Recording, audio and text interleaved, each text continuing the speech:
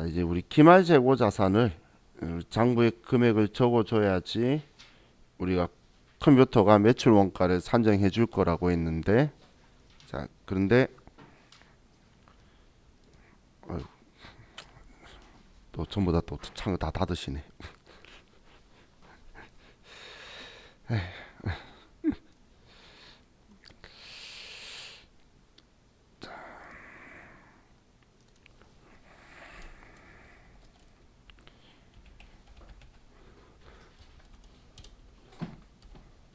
자, 기말 재고 자산은, 자, 얘는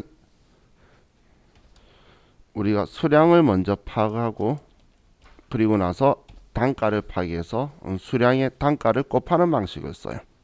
수량의 단가를 곱하는 방식을 쓴다고 보시면 돼요. 자, 그럼 우리가 순서를 항상 수량 결정을 먼저 하고 그리고 나서 단가를 파악해요.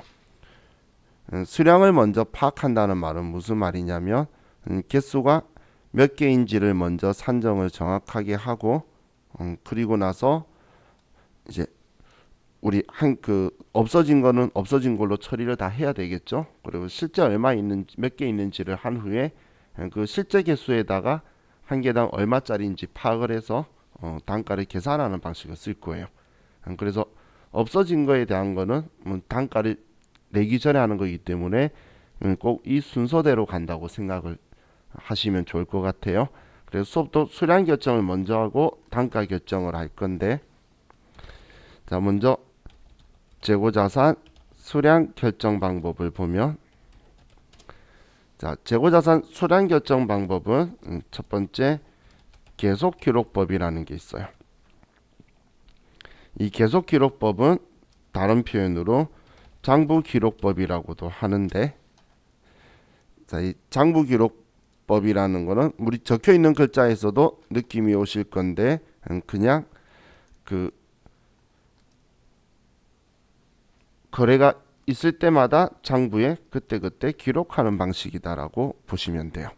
얘는, 자, 그럼 이 계속기록법은 계산하는 방식이, 자, 기초재고 수량 더하기 단기 매입 수량을 하고 빼기 단기 판매 수량을 빼주면 우리는 기말 재고 수량이 된다. 이런 방식으로 쓰는 거예요.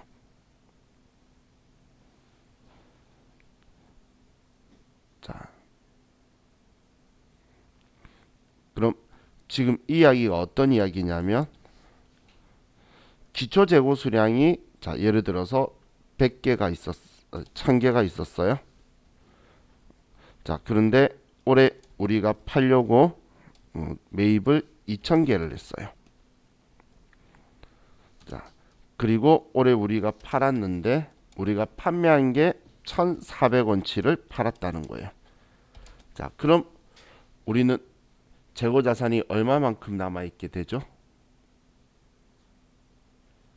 1600개 남아 있다고 생각할 수 있겠죠? 이해가시죠? 그럼 지금 1600개 남아 있다고 했는데, 자, 여기서 생각해 보시면 이 판매 수량은 우리가 장부에 팔릴 때마다 쓰는 거예요.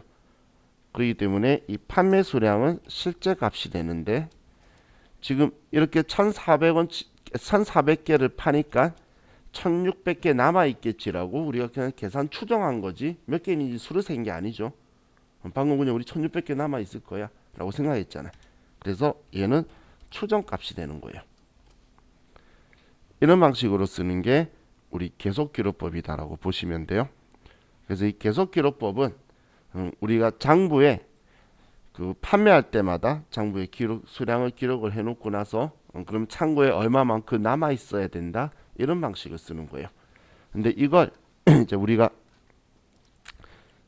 T 계정으로 표현을 하면, 계속기록법을 T 계정으로 표현하면,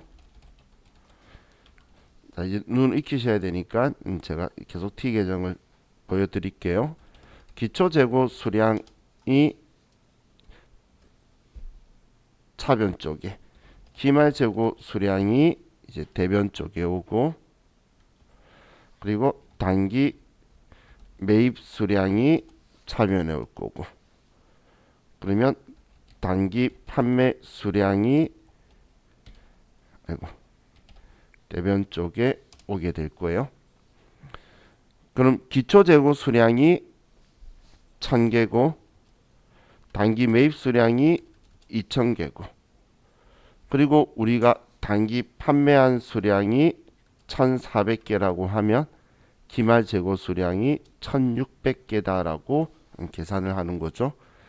그럼 이 계속기록법에서는 이 단기 판매 수량 얘가 정확한 실제 값인 거예요. 얘가 자, 이렇게 하는 게 우리가 계속기록법을 쓰는 곳에서 쓰는 법이에요. 자, 그럼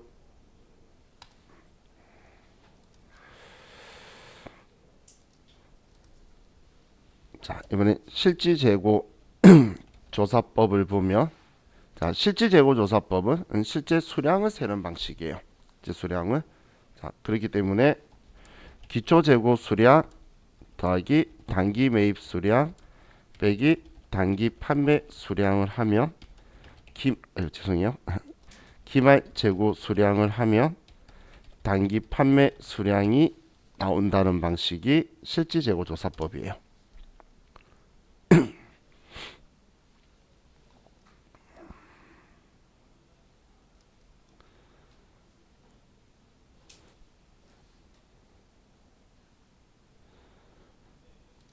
자, 이 방법은 자, 똑같이 숫자를 써보면, 자, 1400개가 죄송해요. 1000개가 기초가 있었는데 우리가 팔려고 2000개를 사왔어요. 그리고 판매할 때는 장부에 기록을 안 하고 있다가 기말에 창고에 몇 개 있는지 세는 거예요. 몇 개 있는지 세어봤더니, 자, 예를 들어서 1500개가 있었던 거예요. 그럼 단기에 몇 개 팔았다는 거죠? 그렇죠. 1500개 팔았으니까 1500개 남아있겠지라고 추정하는 방식이죠. 그죠? 그래서 실질재고조사법은 실제로 수를 세는데, 기말재고 수량은 우리가 실제 값을 쓰고, 얘는 단기 판매 수량은 추정 값을 쓰는 게 우리는 실질재고조사법이다라고 보시면 돼요.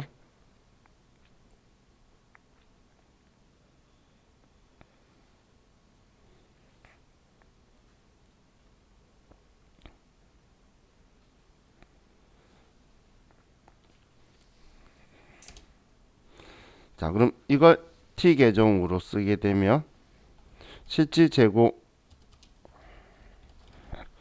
조사법은 기초 재고 수량, 단기 매입 수량, 기말 재고 수량, 단기 판매 수량 이렇게 했을 때 기초 재고 수량이 1000개고 매입 수량이 2000개고 그리고 기말 재고가 1500개라고 하면 단기 판매 수량이 1500개다. 이렇게 우리가 산정을 하게 될 거예요.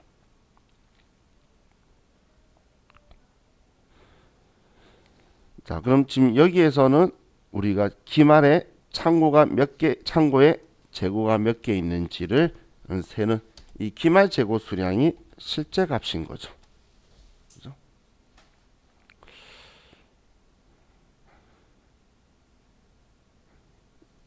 자, 그럼 우리가 일반적인 회사에서는 자, 이렇게 계속기록법을 쓸까요?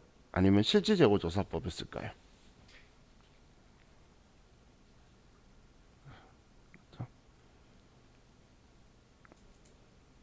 일반적인 회사에서는 사실 둘 다 쓰죠.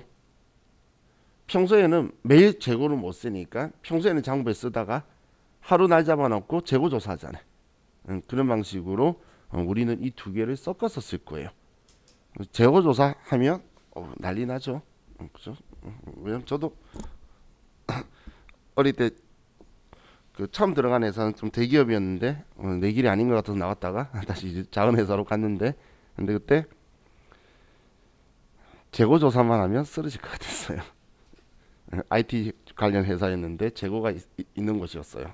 그러니까 그 평소에는 이제 출고되고 입고되고 하는 거 쓰다가 재고 조사할 때 전 직원이 다 같이 하는데 안 맞으면은 일단 장부에 적혀 있잖아요. 몇 개 써야 된다가 정해져 있는 거예요. 장부상으로.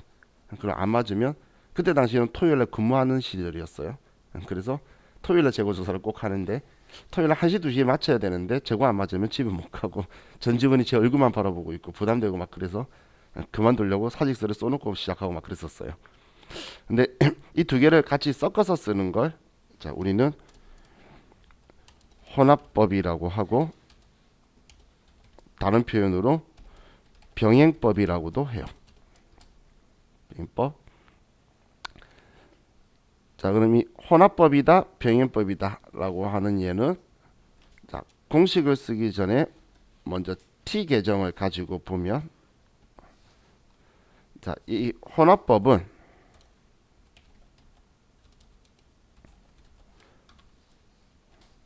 기초재고 수량에 단기 매입 수량을 더하고 기말재고 수량에 우리 단기 판매 수량을 해줄 건데, 자, 이 혼합법은 얘는 실제 값만 사용할 거라는 거예요. 그럼 기초 수량이 1000개였고 단기 매입 수량이 2000개였어요. 그렇게 되면 자, 지금 위에는 제가 다른 사건인 것처럼 이야기했는데 얘가 한 사건이었던 거예요. 평소에 장부에 기록한 게 판매된 게 1400개였어. 그럼 얘는 1400개다라고 쓰는 거예요.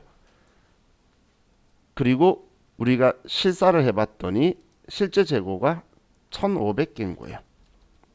1500개. 그럼 우리는 대차 평균의 원리에 의해서 얘 둘이가 일치해야 되는데 일치하지가 않죠. 그럼 이 방법을 쓰는 이유가 그래서 몇 개 없는지 우리가 찾아내려고 하는 거예요. 이 없어진 부족한 이걸 뭐라고 하냐면 이걸 이제 이거 자, 부족한 예를 우리는 감모 손실이라고 해요. 감모 손실. 그럼 지금 없어진 게 100개가 없어졌다는 걸 알겠죠? 그래서 평소에 장부상으로 하면 1600개 있어야 되는데 실제 재고 조사를 해봤더니 1500개밖에 없다는 거예요. 그러면 100개 없어졌다라는 거, 몇 개가 없어졌는지를 알기 위해서 쓰는 방식이에요. 그래서 이걸 표현할 때는 이렇게 표현을 해요. 기초 재고 수량 더하기 단기 매입 수량 한 거는 단기 판매 수량의 기말 재고 수량하고 일치해야 되는데 차이 나는 만큼이 감모 손실이 발생한 거다. 이렇게 공식이 되겠죠. 그럼 일반적인 회사는 전부 다 이런 방식을 쓴다고 생각하실 수 있겠죠. 사실 매일매일 재고수가 몇 개 안 되면 눈으로 보고 하겠지만 종류가 많으면 어마무시하겠죠. 그렇기 때문에 이런 방법을 주로 쓴다고 보시면 돼요.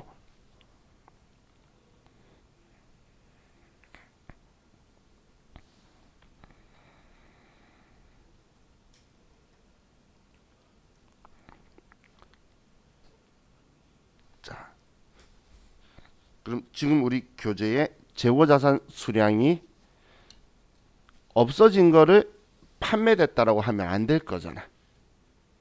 그죠? 없어진 거를 판매됐다고는 하면 안 되겠죠. 그렇기 때문에 일단 없어진 걸 계산을 하는데, 근데 이 없어지는 게 이제 추후에 우리 이제 나중에 시간에 할 건데 얘가 원래 없어지는 것들이 있어요. 자동적으로 이제 부패되는 물건들을 가지고 있는 곳 있죠. 뭐 예를 들면 그 과일 트럭 같은 경우에 제가 아시는 분이 옛날에 했었는데 제일 최고봉이 복숭아래요. 왜냐하면 자기가 얼마만큼 어느 기간 안에 보유할 수 있는 기간이 작대요. 그게 물러지고 해가지고 그래서 얼마 안에 팔 수 있는 양을 딱 해야 되지 아니면 어느 정도를 자기가 버리는 걸 감안해서 판매 가격을 산정한대요. 그럼 그분들은 암만 베테랑이라 하더라도 몇 퍼센트 지금 사라지는데 그걸 이제 줄이는 게 이제 그 사람들의 능력이고 노하우가 되겠죠. 그럼 항상 얼마 정도씩 없어지더라는 거, 부패돼서 못 팔게 되더라. 그런 것들을 인정하는 거는 이제 정상적으로 사라진다고 감안해서 항상 계산하는 거고. 근데 내가 실수해가지고 뭐 박스를 떨어뜨리거나 해서 판매적 가치가 사라진 거는 뭐 어떻게 할 수가 없죠. 그건 근데 우리가 잘못한 거잖아. 그런 걸 물건 가격에 포함시켜서 팔면 그냥 그 복숭아 가격만 비싸졌다라고 해서 안 샀겠죠. 그렇기 때문에 이 없어진 걸 가지고도 또 이제 어쩔 수 없는 거다 아니면 우리가 그 실수를 해서 한 거다라고 구분을 하게 될 거예요. 자, 그럼 일단 수량을 이렇게 계산을 하고 그럼 이 수량들을 그냥 그대로 장부에는 수량으로 쓰는 게 아니고 금액으로 쓸 거라는 거예요. 그럼 이 수량에다가 자 이제 우리가 다음 페이지 보시면 157페이지에 단가 결정 방법이 있죠.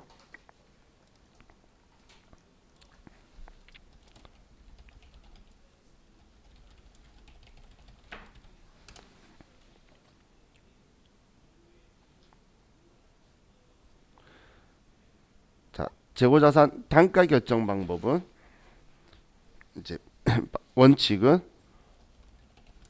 개별법이에요. 자, 개별법을 사용을 하는데 자, 이 개별법은 물건 하나하나마다 금액을 이제 적어두는 방식이에요. 사올 때마다. 근데 우리가 물건을 그 사올 때 보면 그날 단가가 변하는 물건들도 있고 또 내가 많이 사면 싸게 받고 또 작게 사면 우리 또 비싸게 사올 수도 있겠죠. 근데 같은 물건이라는 거예요. 그럼 이 개별법은 사올 때마다 그 단가를 물건에다 일일이 하나씩 적어놓고 내가 팔면 얼마에 사왔던 물건이 팔렸다라고 1대1로 대응하는 방식이에요. 그래서 가장 이상적이고 정확한 방법이지만 현실성이 떨어진다는 거예요. 물건 수가 작고 금액이 큰 것들이야 그렇게 통제하는 게 맞겠지만 자 예를 들어서 제가 어릴 때 대학교 다니면서 아르바이트로 하나로마트 있었는데 그때 하나로마트 점장님이 행정처로 구속되는 바람에 제가 이제 부점장이 돼가지고 그걸 조금 해본 적이 있었는데 과자나 이런 걸 받죠. 그러면 이제 하루에 제과사마다 몇십 박스씩 받아요. 몇백 박스 몇십 박스씩 받는데 10박스 받을 때와 20박스 받을 때와 30박스 받을 때 가격이 틀려요. 그런데 심지어는 10박스 받으면 한 박스를 서비스 주면 20박스를 받으면 5박스를 서비스로 줘요. 이건 규칙도 이상한 정책을 가지고 있어요. 그럼 똑같은 과자 한 종류인데 얘는 지금 들어올 때마다 금액이 틀리죠. 근데 이걸 뭐 바코드로 되냐? 안 돼요. 다 똑같은 바코드예요. 그럼 얘는 단가를 그럼 사올 때 얘는 지금 예를 들어서 500원에 파는 건데 사올 때 300원에 사온 거, 얘는 320원에 사온 거 이렇게 일일이 쓸 수가 없겠죠. 그래서 개별법은 가장 정확한 방법이니까 이상적이긴 하지만 현실적으로 사용하는 게 좀 힘들다는 거예요. 그렇기 때문에 자 우리는 물량 흐름의 가정법을 사용하게 될 거예요.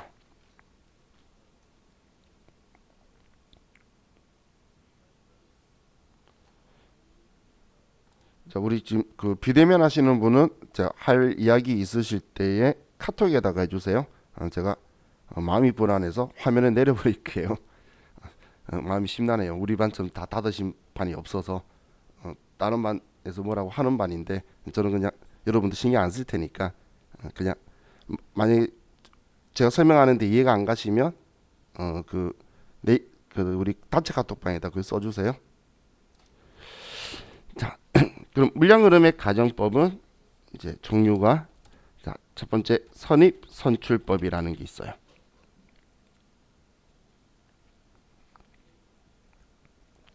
자, 선입 선출법은 말 그대로 먼저 들어온 게 먼저 팔렸다라는 거고 그래서 그 전 세계에서 사실 제일 많이 쓰는 방식이에요. 우리는 지금 일반 기업 회계 기준을 쓰고 있는데 그 US 갭이라고 이제 미국 회계 기준은 원래 이거 한 방법만 쓰도록 아예 그냥 지정하고 있어요. 단순하게. 그럼 이 선입선출법이라는 게 있고 다음은 가중평균법이 있어요. 이 가중평균법은 또 방법이 두 가지가 있는데 얘는 이동평균법이 있고 총평균법이 있어요.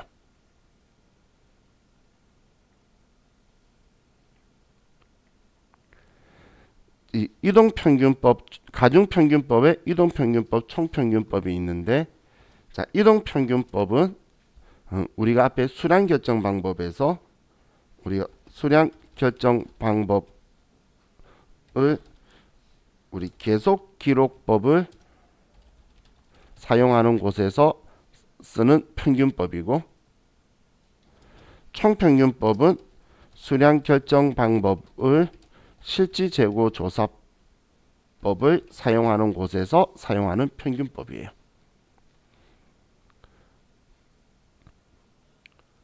왜냐하면 이 이동평균법은 매번 물건을 사올 때마다 평균 내는 거예요.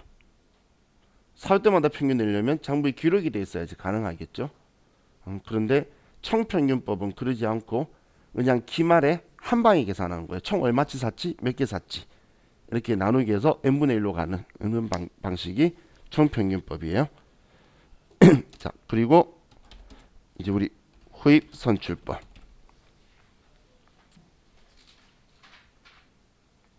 자, 후입선출법은 마지막에 들어온 게 먼저 팔렸다는. 자, 우리 나라에서 이 방법을 좀 많이 쓰고 있는데 사실 일반 기업 회계 기준에서는 후입선출법을 허용해 주는데 그리고 우리나라 법인세법도 허용을 해줘요. 그런데 IFRS에서는 후입선출법을 인정을 안 해요.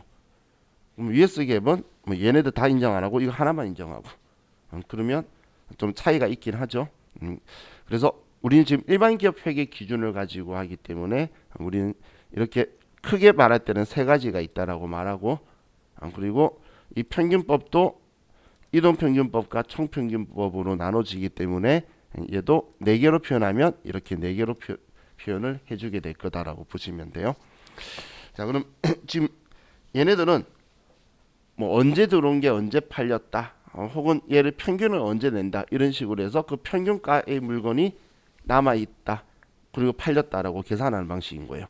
지금 이걸 가지고 이 단가 결정 방법에 수량을 곱하면 판매 수량의 단가를 곱해주면 매출 원가가 된 거고 기말 재고 수량의 단가를 곱해주면 기말 재고 자산이 되는 거예요.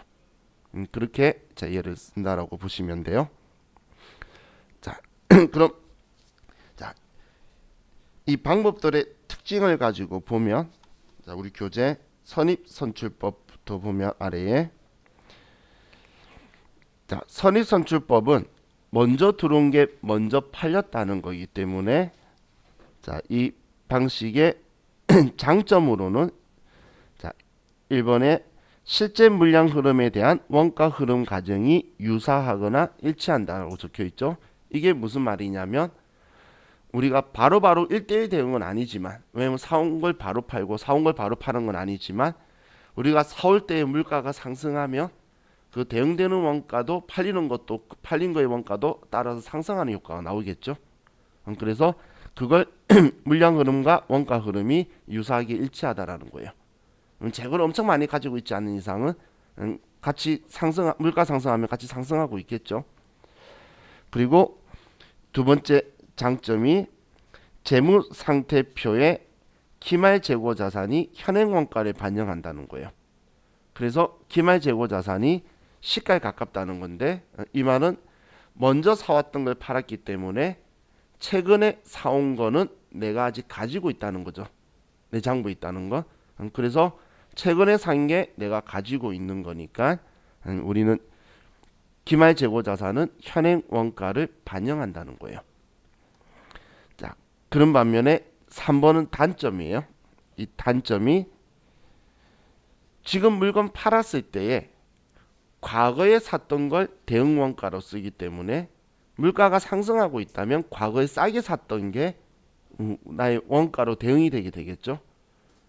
예를 들어서 지금 내가 5,000원에 팔고 있는 건데 옛날에는 1,000원에 사와서 5,000원에 팔아서 팔고 있었는데 지금 이제 가격이 올라서 3,000원이 된 거예요.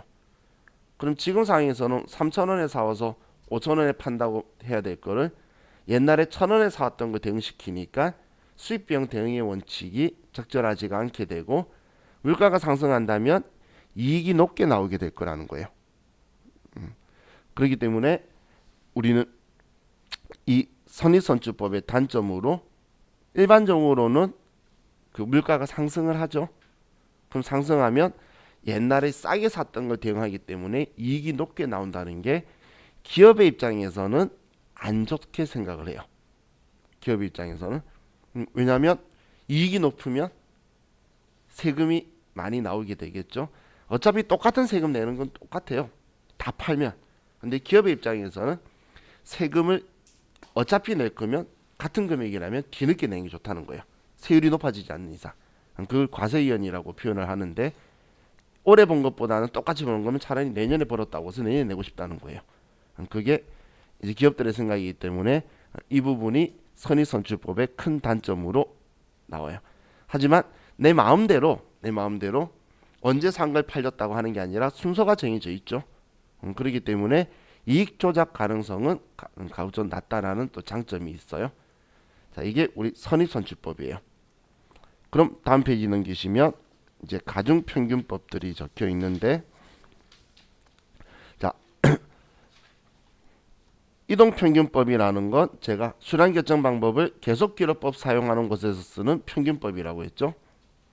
그렇기 때문에 자 이동평균법은 얘는 그 매번 사올 때마다 평균을 내니까 어느 정도 가치의 변동을 함께 대응해 가고 있다라는 게 장점이 되는 거예요.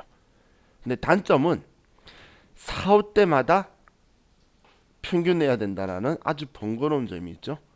그게 이동평균법의 장단점이다라고 생각하시면 돼요. 자, 그런 반면에 총평균법은 실질재고조사법을 쓰는 곳에서 사용하는 건데, 자 얘는 기말에 올해 이번 회계기간 동안 사온 전체 금액에다가 그리고 이번 회계기간 동안 그럼 총 사온 개수가 몇 개냐 해서 그냥 n분의 1 하는 거예요. 한 개당 단가를. 그럼 얼마에 사왔는지 그때 금액이 안 들어가겠죠. 그리고 얘는 뭐 단가에 영향을 줘요. 전년도에 팔다가 남은 게 올해 기초가 되겠죠. 전년도에 남았던 게 올해 기초가 될 건데 그게 올해 기말 재고자산 단가 결정하는데 영향을 줄 수밖에 없어요. 전체 평균을 내어버리니까. 그런 건 단점이 있는데 제가 제일 좋아하는 장점이 뭐냐면 이익 조작 가능성이 제일 낮아요. 내가 대응되는 원가를 높은 원가를 쓰겠다, 낮은 원가를 쓰겠다라는 그런 생각을 할 필요가 없는 거죠. 하는 방법이 아니잖아. 그냥 올해 이번 회계 기간 동안 사온 전체 금액 가지고 전체 개수를 나누니까 내가 뭐 매출 원가를 높이 하고 기말 재고 자산을 낮게 하고 뭐 이런 식으로 내가 조작을 할 확률이 제일 없는 거예요. 그래서 이익 조작 가능성이 가장 낮은 게 총평균법이에요. 그래서 우리 세법에서도 총평균법 쓴다 그러면 이 사람은 별 악의성이 없는 걸로 그냥 생각을 해요. 자, 이 가중평균법에 있는 이동평균법과 총평균법은 여러분들이 다른 안에 있는 내용들 크게 신경 쓰지 마시고 그냥 계속기록법하고 실질재고조사법 쓰는 거에서 쓰는 평균법이다라는 이 부분 정도까지만 인지하고 계시면 되고, 자 다음 후입선출법은 후입 뒤에 들어온 걸 라스트인 그리고 선출법 퍼스트 아웃으로 해서 우리 뒤에 들어온 게 먼저 팔렸다는 건데 그 부패되지 않는 물건을 쓰는 것들 있죠. 그럼 창고에 물건을 쌓을 때 문이 한 개밖에 없으면 안쪽부터 쌓아올 거잖아요. 그러면 물건 뺄 때 안쪽에 있는 거 빼기가 좀 용이하지 않는 것들 있죠. 근데 부패가 안 되면 그렇게 상관이 없겠죠. 그런 것에서 주로 쓰는 방법이 후입선출법이에요. 그럼 이 후입선출법은 그 단점이라고 표현하는 게 우리는 물가가 상승하고 있는데 얘는 거꾸로 과거에 샀던 걸로 거꾸로 돌아가고 있죠. 그래서 과거에 쌌던 걸로 역행을 할 거라는 거예요. 지금 물가가 상승하고 있는데 우리가 지금 물건 팔았다고 하는 순서는 거꾸로 최근 거부터 요거로 옛날 걸로 올라가고 있잖아요. 그래서 물량 흐름이 거꾸로 가는 역행하기 때문에 불일치하게 된다는 이야기요. 물가가 상승하고 있으면 우리 원가는 반대로 하락하게 나올 거고, 그리고 물가가 뭐 하락하고 있으면 상승하게 나오게 되겠죠. 무슨 말인지 이해가시나요?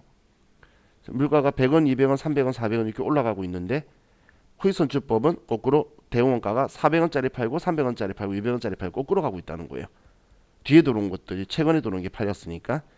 그럼 장점으로 친다면 최근에 사온 게 팔렸으니까 수익비용 대응의 원칙은 적합할 거예요. 지금 막 400원짜리 사온 걸 가지고 방금 사왔는데 지금 팔면 방금 사온 400원짜리가 팔렸다고 대응하는 방식이에요. 그럼 수익비용 대응의 원칙은 적절하겠죠. 근데 얘의 제일 안 좋은 단점이 뭐냐면 과거에 샀던 물건이 기말 재고 자산으로 남아 있을 거라는 거예요. 자칫 잘못하면 재고를 다 소지 못하면 한 번 기초는 영원한 기초로 남아 있을 수 있다는 거예요. 그게 우리 그냥 창고 재고에 보면 밖에 있는 것만 계속 끌어 쓰다 보면 제일 안쪽에 있는 건 참 갖다 놓은 거 계속 걔가 남아 있을 수 있겠죠. 그런 게 이 후익선출법의 단점이다라고 보시면 돼요. 그래서 생물을 쓰는 곳에서는 당연히 쓸 수가 없는 방식인 거고, 하지만 부패되지 않는 물건을 쓸 때는 이 방법을 쓸 수가 있는 거다라고 보시면 돼요. 즉 우리 교재에서 재무상태표의 현재 가치를 반영 못한다고 말한 게 기말 재고 자산이 옛날의 원가가 대응되기 때문에 그런 거예요. 옛날에 샀던 게 남아있기 때문에 이런 현상이 일어난다고 보시면 돼요. 자, 그럼 이제 우리 다음 페이지에 추정율법 적혀 있는데 추정율법은 크게 신경 안 쓰셔도 돼요. 우리 세무사의 시험에서는 한 번도 이거에 대해서 뭐 특별하게 언급한 적은 없고 딱 한 번 언급한 적이 있는데, 매출 가격 환원법은 매가 환원법이라고도 하고 소매제고법이라고도 하는데, 자 우리 표현 때 우리 책 이번에 개정하면서 이 표현을 빠뜨렸네. 얘는 유통업에서 사용하는 방식이에요. 유통업에서 쓰는 방식이다라고 보시면 돼요.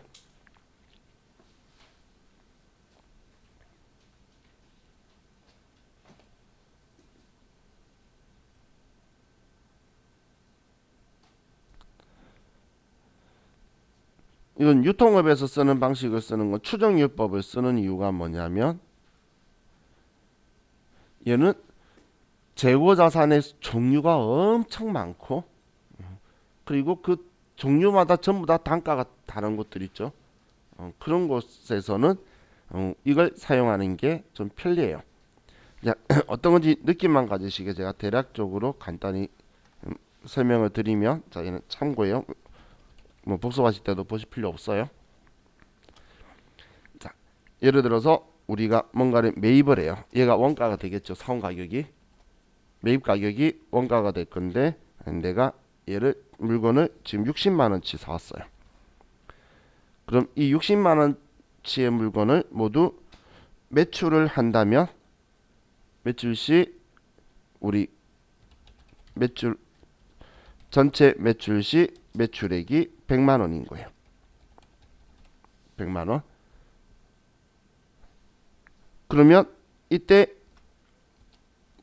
우리가 생각할 수 있는 게 원가 비율이 60%라고 볼 수 있겠죠. 그죠?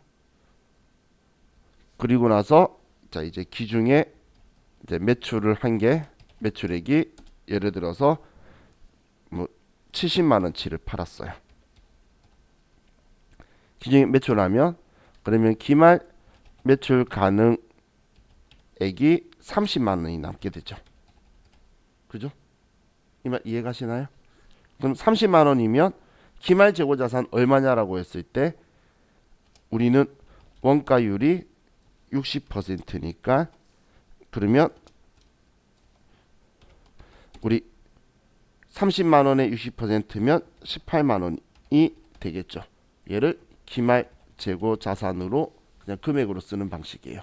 거꾸로 매출 가격 가지고 쓰는 방식이 우리 매가 환원법, 거꾸로 매출한 가격 가지고 원가로 역으로 가는 거예요.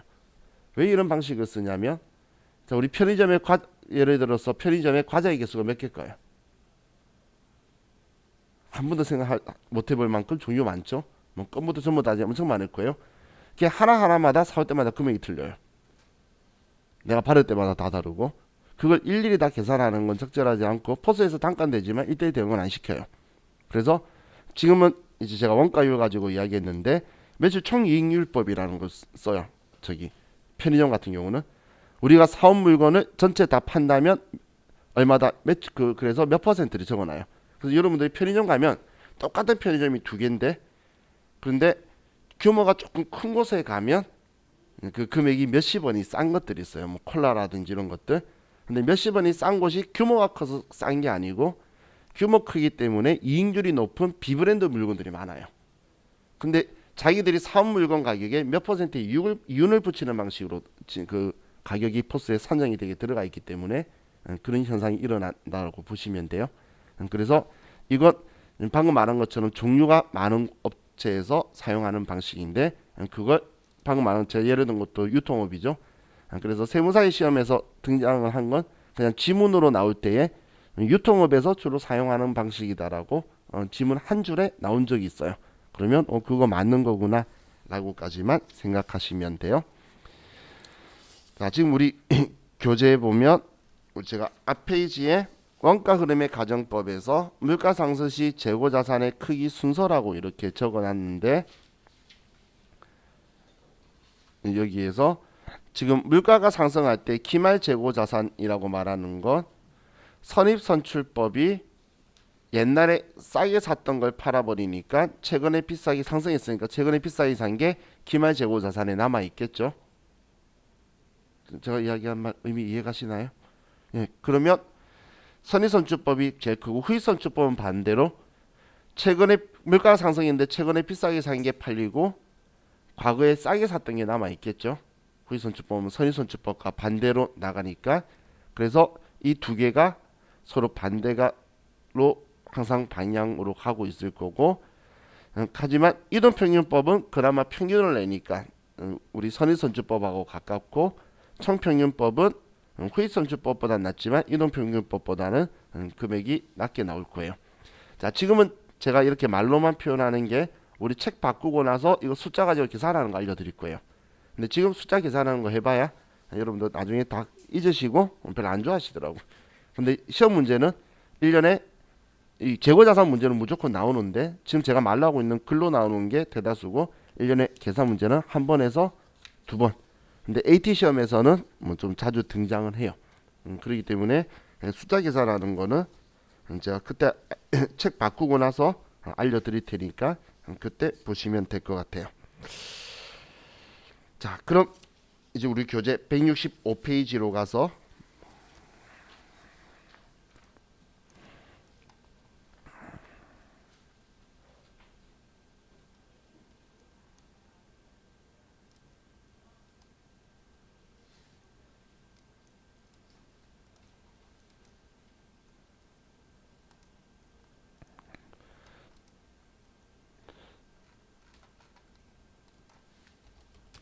자, 재고자산 감모손실이라는 걸 좀 보도록 할게요. 자, 이 감모손실이라는 건, 자, 우리가 앞에 수량 결정 방법 이야기할 때에 계속기록법하고 실질재고조사법하고 같이 섞어서 쓰는 혼합법을 쓰게 되면 우리가 몇 개가 없어졌는지에 대해서 알게 될 거라 그랬죠. 근데 그때는 이제 수량 가지고 이야기를 했는데, 이제 우리가 그 금액에 대해서 그럼 이걸 어떻게 컴퓨터한테 인지를 시켜줘야 되냐라는 거예요. 자, 이제 지금 얘는 우리 이제 실기하고 관련이 있어요. 이 앞에까지는 지금 이론 시험하고만 관련이 있었고,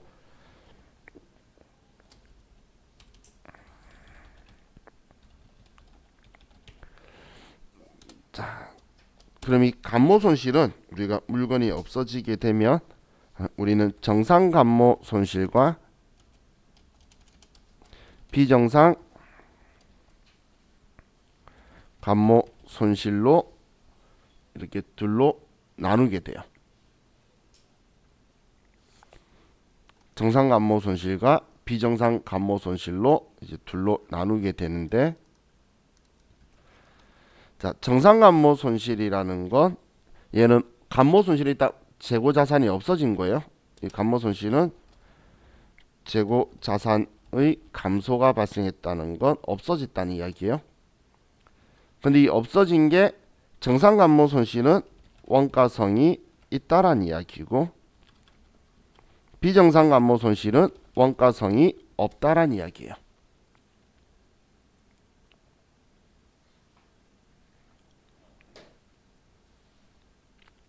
자, 그럼 원가성이 있다, 원가성이 없다를 이렇게 생각을 하시면 돼요.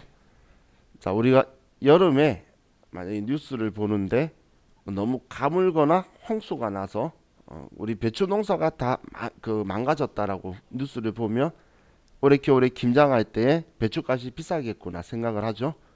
그건 누구의 잘못이 아니죠.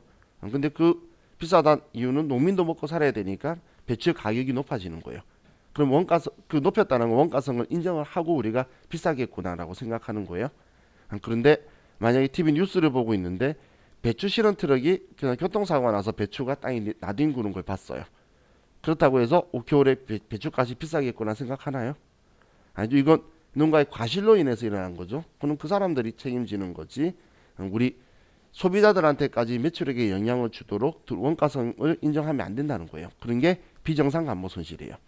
그럼 정상 감모 손실은 일반적으로 어쩔 수 없이 맞아들일 수밖에 없는 것들, 우리의 과실이 들어간 게 아닌 거고, 비정상 감모 손실은 누군가의 과실로 인해서 발생한 손실이다라고 보시면 돼요. 도난, 분실, 우리 실수로 파손, 이런 게 비정상 감모 손실이고, 정상 감모 손실은 원래 일어나는 부패라든지 뭐 이런 것들이 우리 천재지변 이런 거 있죠.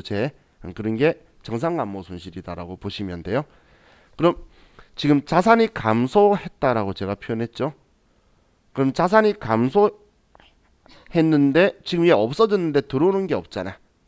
그래서 자산이 감소했기 때문에 둘 다 비용으로 처리를 할 거예요. 둘 다 비용으로 처리를 할 건데, 정상 감모 손실은 얘는 비용 처리할 계정 과목이 매출 원가로 처리를 할 거예요. 매출 원가라는 비용. 원가성이 있으니까 팔린 거에 원가에 포함시켜야 될 거잖아요. 지금 제가 예를 들어 10개 물건을 샀어요. 항상 2개는 부패돼서 못 파는 거예요. 그러면 8개 가격, 10개 사온 금액이 1,000원에 사온 거, 10개를 1,000원에 사왔는데 나는 8개가 1,000원이라는 생각하고 물건을 팔 거란 이야기예요. 정상 감모 손실이 원래 없어지는 거다라고 보는 거예요. 그래서 얘는 없어진 만큼을 매출 원가로 인식해서 같이 처리할 거예요. 그럼 제가 방금 10개인데 8개로 항상 줄어든다라고 말했죠. 근데 내가 사올 때 한 개당 100원이라서 1,000원에 사왔어요.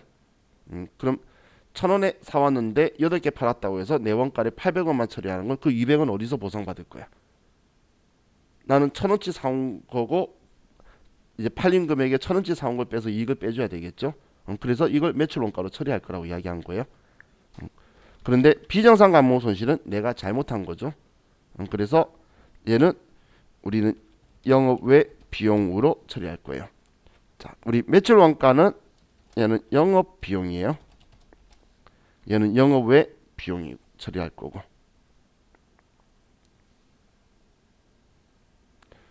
그래서 이 매출 원가로 처리한다라는 표현을 다른 표현할 때 매출 원가에 포함한다. 혹은 매출 원가에 가산한다. 근데 결론적으로는 영업 비용으로 처리한다는 이야기예요. 결국은 영업 비용으로 처리한다는 이야기예요.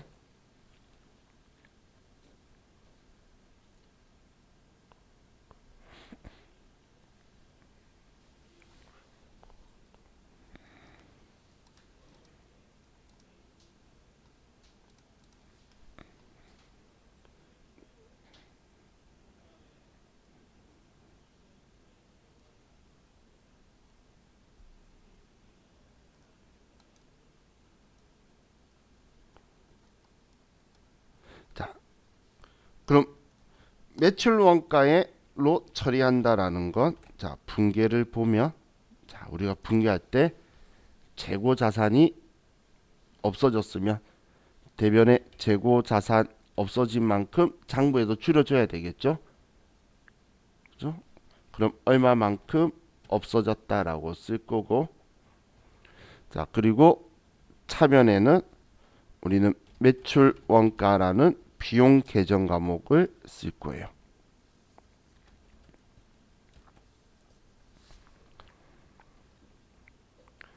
비정상 감모 손실도 당연히 재고 자산이 없어진 거니까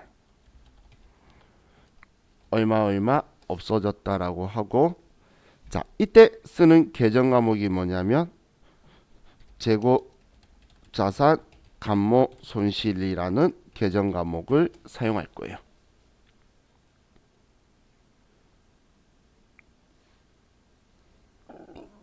자, 그럼 이 재고 자산 감모 손실은 뭐 계정 과목이 하나밖에 없기 때문에 뭐 실기에서는 이 글자만 생각하면 되는데, 이 계정 과목의 성격이 뭐 이론상 봤을 때 영업외 비용 계정 과목이라는 거예요. 자산이 줄어들었는데 나한테 들어오는 게 없는 게 비용이고, 얘는 우리 과실로 없어진 거기 때문에 영업외 비용으로 처리하는 거예요.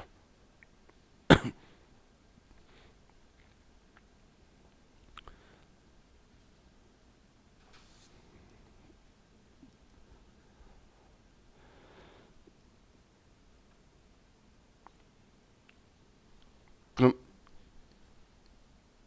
여기에서 자 보시면,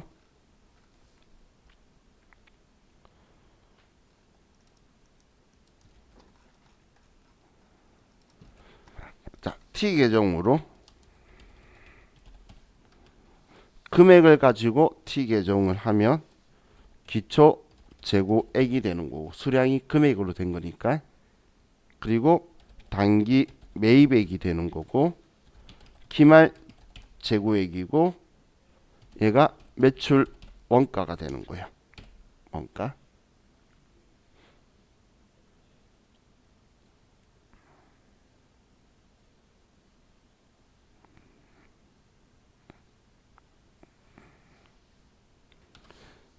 자, 그럼 우리 금액 가지고 봤을 때, 자, 얘가 100만 원이 있고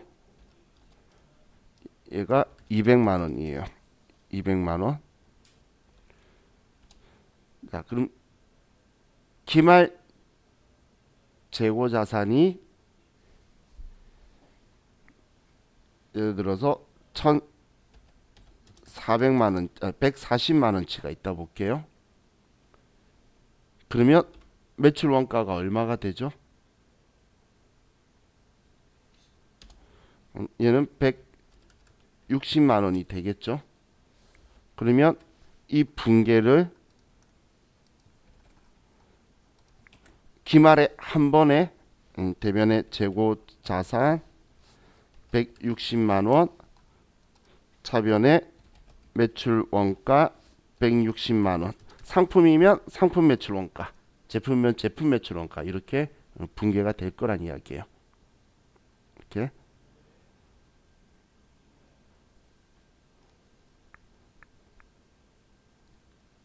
그럼 지금 이 분계를 근데 우리가 안 하고 이 분계를 컴퓨터가 해줄 거예요.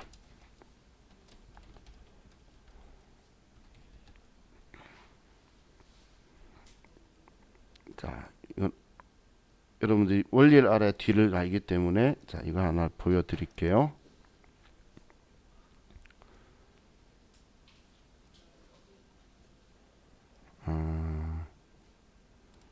회사가 없는 게 낫겠구나.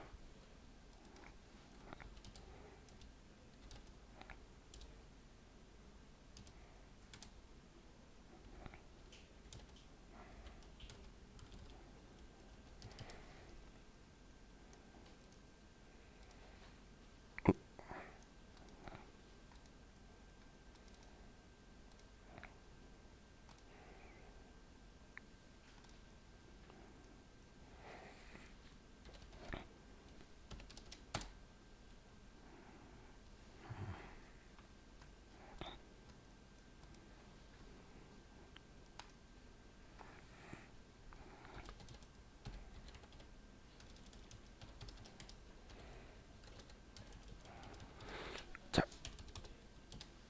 이거 가지고 좀 볼게요. 자, 나중에 여러분들이 다루시게 될 이제 컴퓨터인데, 자 여기에 보면 지금 방금 제가 T에 쓴 것처럼 기초가 100만 원치 있고 상품이 200만 원치 있죠.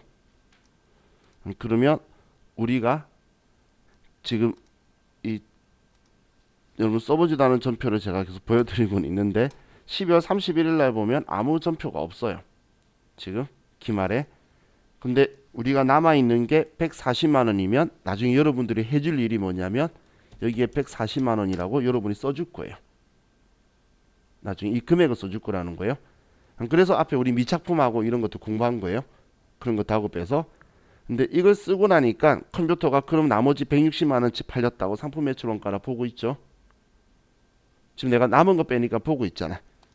그래서 여기서 내가 전표 추가한다고 컴퓨터한테 주면 컴퓨터가 알아서 분계를 차변에 상품 매출 원가 160만 원, 대변에 상품이 160만 원 나갔다. 지금 이 분계를 해준다는 이야기예요.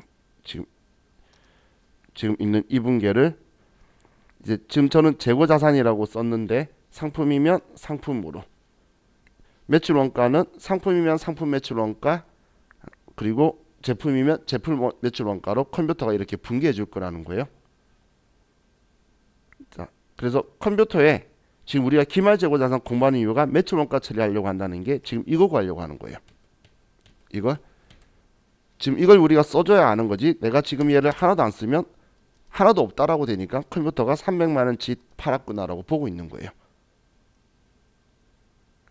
지금 만약 이 상태로 분계하게 되면 내가 이걸 안 쓰면 내 재고 자산이 없다는 거잖아. 그죠? 없으니까 내가 만약 이걸로 처리하면 컴퓨터는 전부 다 팔린 줄 알고 300만 원으로 처리해 버린다는 거예요. 하나도 없으니까. 그렇기 때문에 내가 얼마 기말 재고 자산을 가지고 있다라고 써줄 거예요. 그럼 기말 재고 자산 쓰는 건 우리한테 엄청 중요하죠.